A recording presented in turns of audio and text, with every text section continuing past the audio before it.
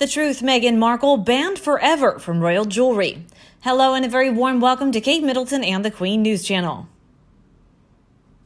Today, according to a source, Meghan was not permitted to borrow jewelry from the royal collection, which is the jewelry that belongs to the current monarch and is lent to certain members of the royal family. They revealed Queen Elizabeth did not permit Harry's wife to borrow from the collection because Meghan lost a bracelet. She may have lost more than that, but I am not certain, and we want facts here. I'll limit it to the known borrowed lost bracelet. Even the tiara that Meg wore on her wedding day was supposedly a fake.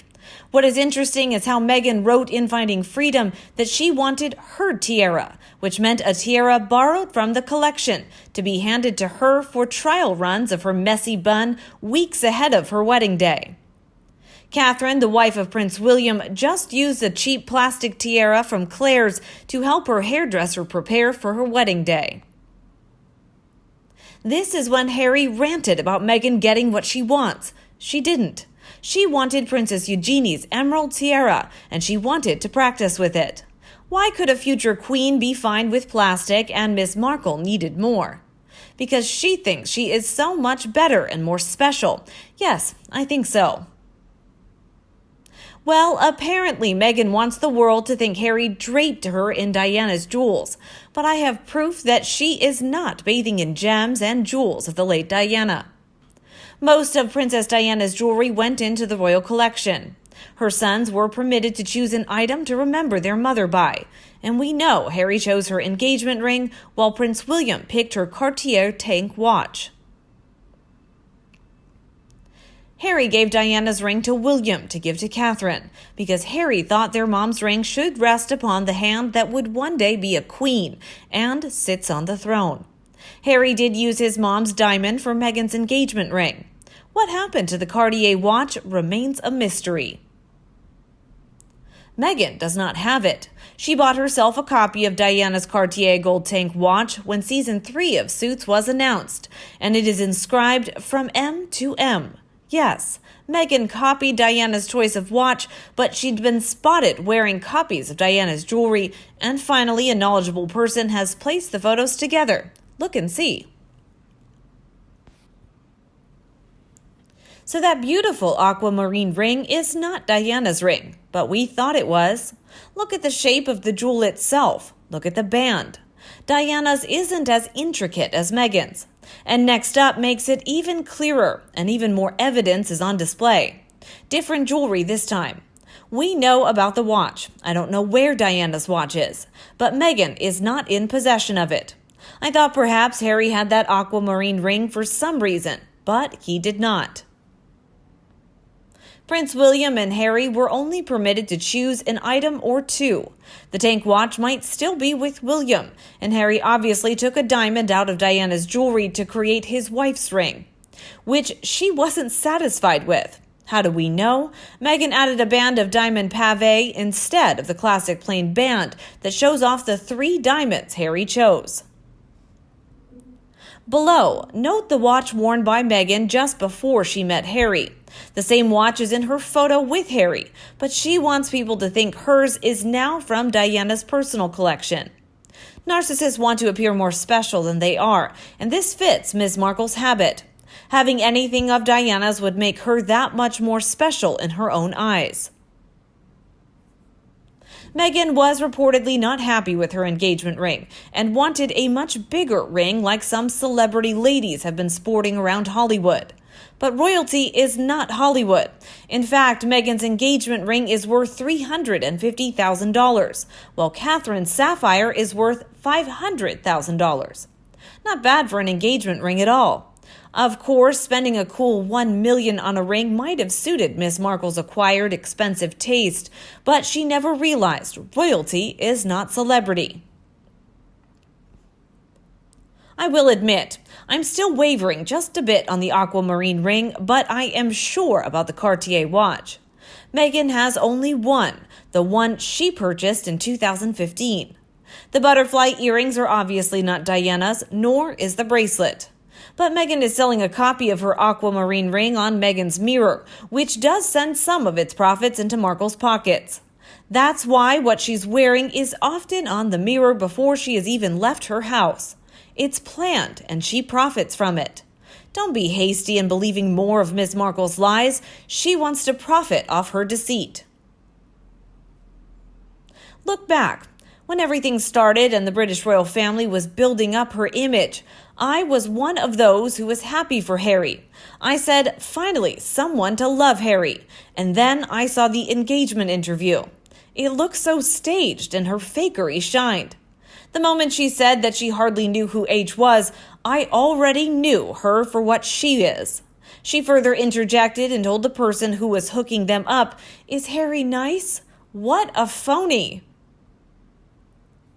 She also stated that as an American, she doesn't know much about the royal family. Yeah, right. A big piece of baloney. She hogged all the time and limelight in that interview. She spoke most of the time and didn't let H talk much mostly, gesticulating her hands around. He was just there like an ornament in the background. It was all the Meghan Markle show, an ominous sign for more things to come. The drama between her father, sister, family, lifelong friends whom she had ghosted all came out. Mind you, she was a nobody before she met H. Let's be clear on that. Prince Henry Charles Albert David was famous the moment the world knew of his conception. After that, a lot more things came out about her. How she shipped her engagement and wedding ring back to her ex-husband, Trevor Engelson, instead of doing it in person. Then the wedding date came. The Brits were celebrating them because they thought, finally, H met someone who will make him happy. How wrong they all were. The wedding itself was okay, albeit very over the top. It all came out to be so pretentious and comical. Instead of Meghan inviting her family and friends, as most normal brides are, she invited A-list celebrities whom she hadn't met and was not friends with. She did it to show off to the world who was watching that she is somebody. Her wedding gown was very expensive, but very plain, ill-fitting, and wrinkled. Apparently, Her Majesty the Queen even said, why did Meghan Markle wear a blindingly white gown when she was already married previously? And Meghan Markle wants to look so grand, she also imitated Her Majesty the Queen's veil with the stitched flowers of the UK Commonwealth. Her Majesty the Queen did it first on her wedding day. This is another clue that she likes to copy things and has no originality. The whole ceremony was bizarre, but the most noticeable thing I saw is that Meghan Markle did not look happy. Nor did she gaze Harry lovingly. She looked triumphant. It wasn't a genuine smile I saw, it was a smirk most narcissists shows when they think they have won. But maybe in her mind she thought she did win, bagging Harry. After that, it's really one disaster after another. Harry and Meghan cannot keep a staff working for them. News of her diva-ish and impossibly demanding attitude. Her wanting to upstage everyone and not being compliant about the firm's structure on how they do things. You can search YouTube videos and Google all the pictures and things that I've created here. You will also see how she shoves Harry aside all the time. The way that she is always on center stage, shaking the hands of the people greeting them during events. She did not, in hindsight, think that they came out for Harry, the true royal between the two of them. Everyone in the British royal family was flabbergasted with this behavior. She honestly thought all the attention was for her when it wasn't. She disrespected Her Majesty the Queen on numerous occasions. They were kicked out of Prince Charles's birthday party so publicly. She regularly refuses to follow protocols regarding dress codes, wearing hats and stockings. The guide that the color of the nails should be neutral. She painted hers black in the yearly fashion awards. She never likes the hierarchy of who gets to go first. The rumor that she threw tea to one of the staff when she felt dissatisfied is abhorrent. And the news that she keeps telling people, "Don't you know who I am?"